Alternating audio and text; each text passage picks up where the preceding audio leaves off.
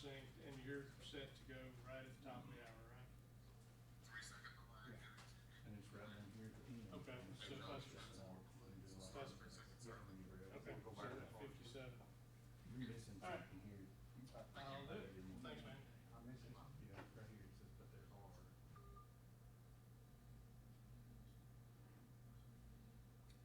2 minutes.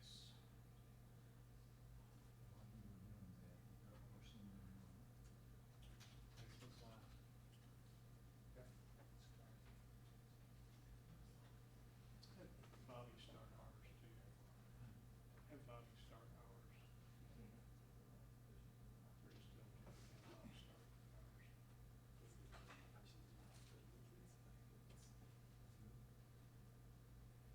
A minute and a half.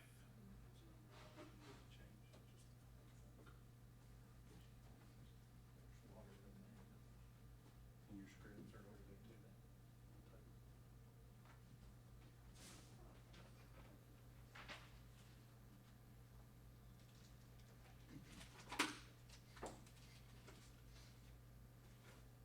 Bobby's our stream started.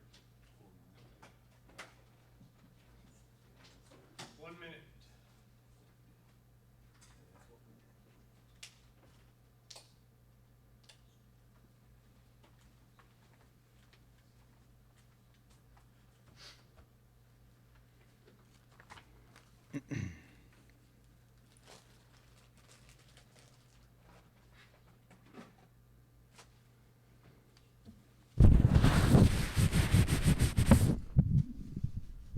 Seconds.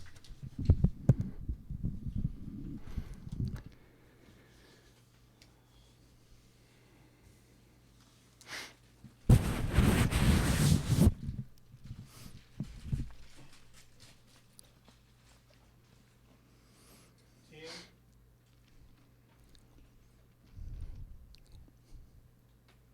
5, 4, 3. Good afternoon. I'm Cookeville Mayor Ricky Shelton. And I'm Putnam County Mayor Randy Porter. This is our COVID-19 coronavirus community update for Tuesday, May the 5th. Today, as of 2 p.m., our total number of confirmed positives in Putnam County is 160, which is 21 more than yesterday. Of the 160 cases, 89 or 56% of those have already recovered. Our recovery rate in Putnam is much better than the state average of 46%. We also have had 5 deaths, all of which were from Signature Healthcare. So let's break down our numbers. In the past week, we have had 41 additional positives, which is not very good. It should be a strong reminder to you that the virus is still out there and people are still getting sick with it. We have been trying to prepare you for this for the past 2 weeks. As the governor's restrictions are being eased and as more people are getting out and going back to work, there are going to be more positives, especially when you take into consideration the large number of people we are testing in Putnam County. At the health department's drive-through alone, 2,878 people have been tested since March 19th. 186 were tested just yesterday alone. Just remember, testing is a good thing. The more people we test, the more people we find that have the virus, and they are put into quarantine, so they cannot infect anyone else. Also, we're doing a lot more testing compared to other counties our size and even several counties larger than us. When you look at basically 80,000 people in Putnam County, and we have tested at the health department alone 2,878, that's 3.5% of our population that we have tested.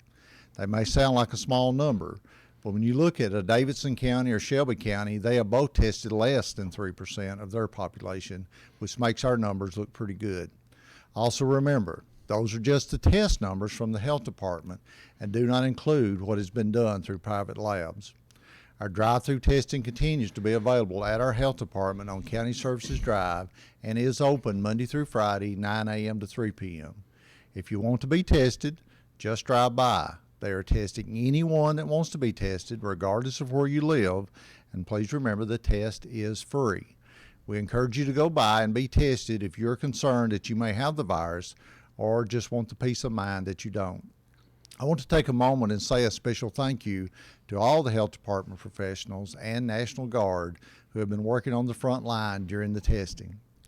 The other counties in the Upper Cumberland that have confirmed positives are Cannon County has 12, Clay County has 5, Cumberland County has 84, DeKalb County has 25, Fentress has 5, Jackson County has 7, Macon County has 53, Overton County has 10, Smith County has 23, Van Buren has 2, Warren County has 8, and White County now has 15. As you can see, several of the other Upper Cumberland counties went up today also as testing expands statewide. Again, Putnam County has 160 confirmed cases, which is 21 more than yesterday. Mayor Shelton? Thanks. We've said all along to please listen and follow the directives and take personal responsibility, heed the guidance from experts, and use common sense so that you can protect yourself, your family, and everyone else. The fact is, we all still have freedom to follow directives or freedom not to, and potential consequences of our actions. Everyone has the right to their opinion and beliefs also. We must manage and mitigate health and safety of our people while we open back up our economy and businesses and get our people back to work safely.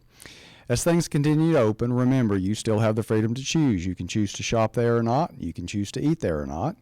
If you don't think it's safe or you don't think the location is being socially responsible, don't go. Or if you want to avoid crowds, then that's exactly what you should do. Stay home. Something else to remember. There are almost 80,000 Putnam County residents. Every one of those folks live in a house or apartment with someone who has gone to the grocery store multiple times over the past 7 weeks. My point, we've not had an overwhelming infection of people or impact on our hospital like that was predicted. 160 total cases here. That's 0.002% of our population. I'm not saying this to minimize it, but to share hope and perspective. So if we can do it in the grocery stores as responsible people and responsible business owners, then we can do it in all the other businesses if we apply the same common sense principles.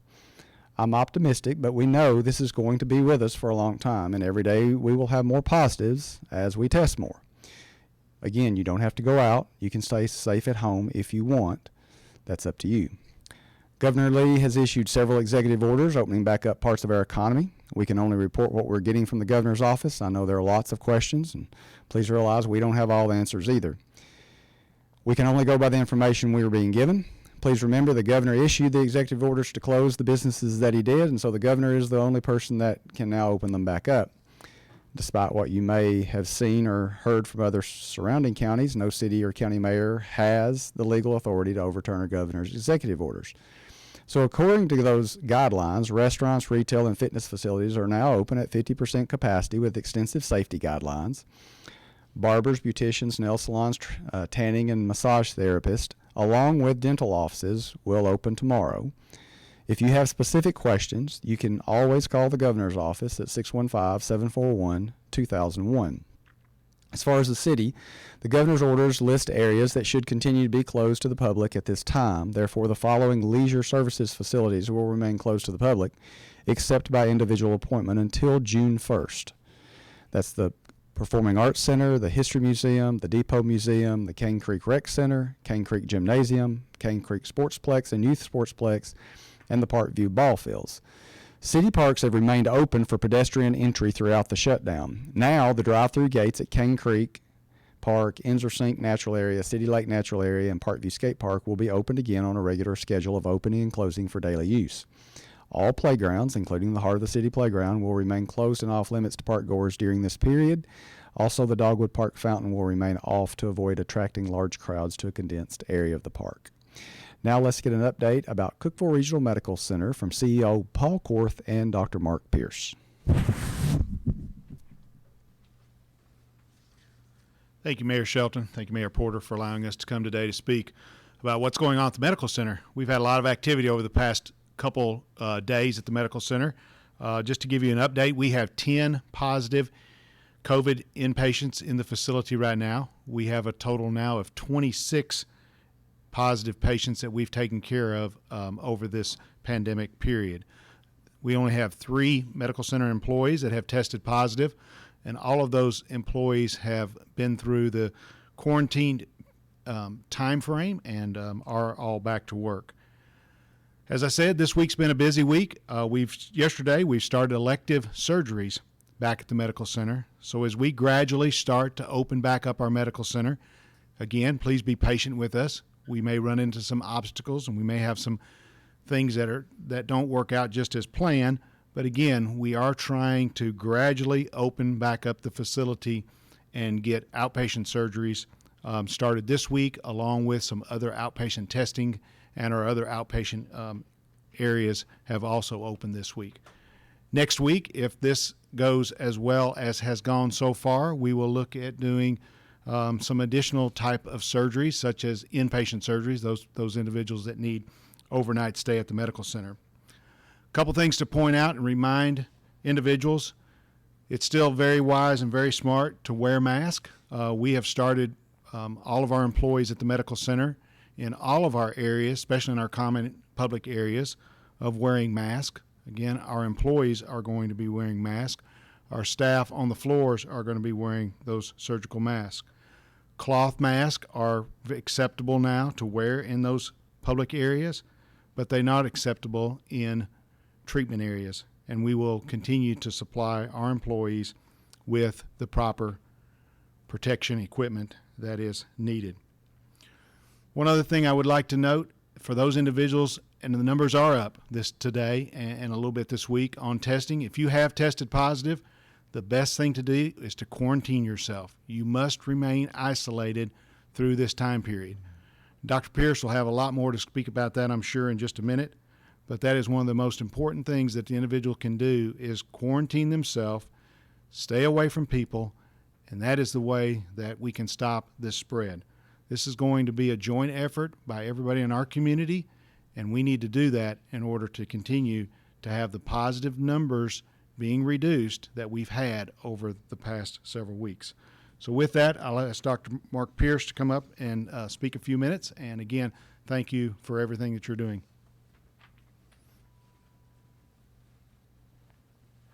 Thank you, Dr. Korth, and thank you, Mayors. Appreciate the opportunity to come back and just say a few words. I would like to really stress one thing, and that's as we open up, this virus certainly is not gone. I think we all understand that, and it is going to be present, circulating in small numbers. So it's still very, very important to keep the social distancing.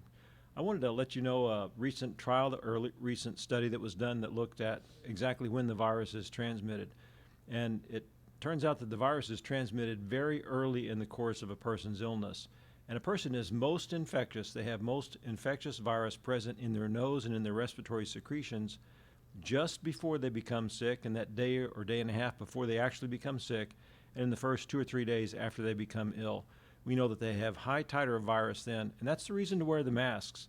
The masks are not to protect you, the masks are to protect people that you come into contact with, because as you circulate more, some people are going to come down with the virus, and they will begin to spread that virus before they even realize that they have it. So you wear that mask, even a cloth mask, any covering that you have that will decrease your respiratory secretions from getting in your surroundings is really good.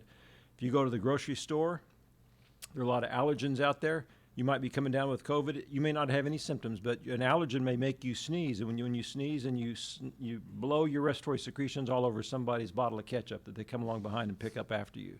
So think about that. That is really important. So you wear that mask, even if you feel like you're perfectly well, because you can't tell if you're coming down with it. And so the reason is to keep you from spreading it to someone else.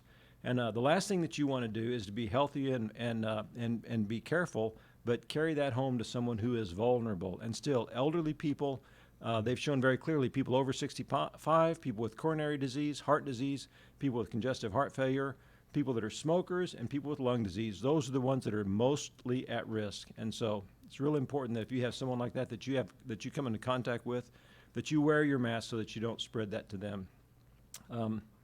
I think that's the most important thing that you can do, and I'd really like to stress that.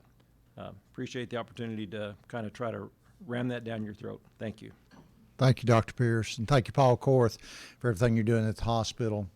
On our county facilities and reopening, currently our plan is to reopen the county offices next week. This is tentative, however, and we will be making a final decision and let you know for sure at Friday's live update. Until then, we continue to ask everyone to use our online services, drive-through and drop-off boxes as much as possible. If you need to come to one of the New County offices, please call that office for an appointment. You can go to our website at putnamcountytn.gov for office phone numbers and online services. All of our sports facilities and community centers will continue to be closed through the month of May. We continue to remind about our tornado cleanup. We're very close to being finished. This week will be our final pass for the cleanup. The cleanup crews plan on being finished this Friday, weather permitting. If you own property in the tornado damage, we need to get your debris out to the county right-of-way by the street in the next 2 days so we can finish the cleanup process. Also want to remind you to fill out your Census 2020 form. You can do it 3 different ways this time. You can mail it in the form, you can go online, or you can fill it out at 2020census.gov, or they do have a phone number you can call to do it by phone, 844-330-2020. Currently, Putnam County's return rate is 60.3%, which puts us at 12th in the state and higher than the national average of 56.6%. So thank you to everyone that has completed your census form.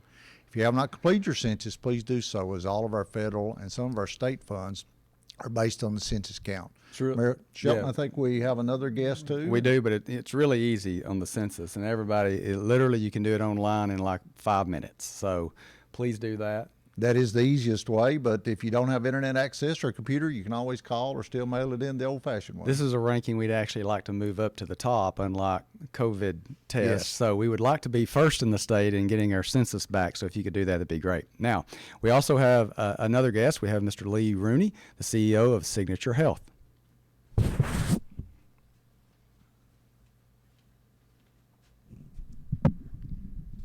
Thank you. I appreciate it. Thank you, mayors, for your continued efforts. Thank you for allowing me to come back today and speak to some of our numbers. Hopefully today I can share some good news. Previously, as was reported, we did have a total of 51 cases at our facility, 32 being patients and 19 being employees. I can happy to report that as of today, out of 51, 37 have been cleared. That is 18 employees and 19 patients. And by cleared, I mean that they have gone through the quarantine process. They've had 2 negative tests. Our patients have been moved off our COVID unit and they're now back in our general population. And 18 out of our 19 employees are back to work. That leaves 8 of our patients from the beginning that is still testing positive. I'm also happy to report that 7 out of those 8 are not showing any symptoms at this time. We're attempting to retest. Unfortunately, tests still show up as positive, even though maybe they've gone a week to 2 weeks. They're not having any symptoms for that length of time, but some of the tests are still coming back as positive. But we're working with them. We're working with the families. We're trying to get them cleared up and off our unit as quickly as we can. So that's a good thing that we're reporting on that. Also, we've not had any new cases for employees in the last 30 days. Wow, that's great. And from a patient standpoint, we've not had any new cases in 27 days. I attribute that, I think, to the quick action that the Department of Health worked with us on back on March 30th. When we pushed to have mass testing at our facility, that was early on when we had just a handful of cases, and we felt the need, knowing our population and how quickly this spreads and how at risk our population is, we asked for that mass testing. And I think it's because of that we were able to quickly identify exactly what we had and maneuver those patients in a location on our COVID unit that has minimized and basically eliminated the spread within our facility. We're still following strict CDC guidelines, still lock down our facility. The elders, the patients, the families understand all that we're doing. We're in close contact with them, so we're happy to report those things. Things that we're seeing from a recovery standpoint on our patients, we've had quite a few that said that they've had loss of taste and loss of smell. And anytime you have an illness, especially like the flu or something, you just don't feel like eating. So we're monitoring closely their weight, their intake, their fluids, and we're trying our best to give them what they like, what they want, meaning special orders. We've gone and ordered special items for them, the things that they feel like eating, feel like drinking, just so that way, whatever we can give them, we're trying to give them. We've We purchased televisions, radios, things to kind of break up the time of being quarantined in their room. Nobody likes to be quarantined, but we're trying to make it the best possible situation for our patients. That's great. We're keeping in real close contact with our families, and our families have been absolutely wonderful. They've been understanding, supportive. Can't say enough about them. We actually set up a hotline number early on, and this hotline number was designed for those families who had patients that tested positive, and it allowed them to get daily updates on the condition of their loved one, and so they could call and get that information to know in real time what is going on, and because it's hard when you can't visit your family member. Absolutely. And so this also allowed us to give the best care possible to the patients themselves. So we're not on the phone in the facility dealing with the questions, which are important. We allowed that to be done offsite. So that has helped considerably and allowed us to give the type of care that we need through our nurse practitioners, through our doctors, our infection preventists, anybody and everybody that we could get to be on that unit taking care of those patients. So we're my staff, not only the ones that are on the COVID unit, but elsewhere in the building, they've been fantastic. You know, they're caring, they're committed, and they're courageous. They fight every day. They show up every day, and I can't speak highly enough about who I get to work with every day. So I thank them tremendously. Also wanted to say that I applaud the recent announcement of Governor Lee and his recommendation that nursing facilities across the state will be fully tested. It is something that I feel is important because that's what I pushed for back in March, knowing our population. But testing wasn't readily available as it is now, so they're able to test all facilities, all employees. I think we're going to see numbers increase among the states. Hopefully not any in this region, but it won't be a surprise because as we know from my facility, we had approximately 85 to 90% that were asymptomatic. Still were asymptomatic, but still tested positive. Right. So we may expect that some of our positive numbers will increase as nursing facilities in this area and across the state are tested fully. So, but we applaud his efforts in doing that. We feel it's important. We're taking care of the most sick and frail elders, and we want to make sure that everything possible is done for our population. Absolutely. So I just appreciate the time to come out today to share this good news. Hopefully we'll continue to share good news with you. If you need me back, I'll be more than happy to do that. So absolutely. Thank you. Appreciate it. You're welcome anytime. We appreciate what you did. And there's no doubt in my mind that Lee set the standard for nursing homes and healthcare facilities in the state.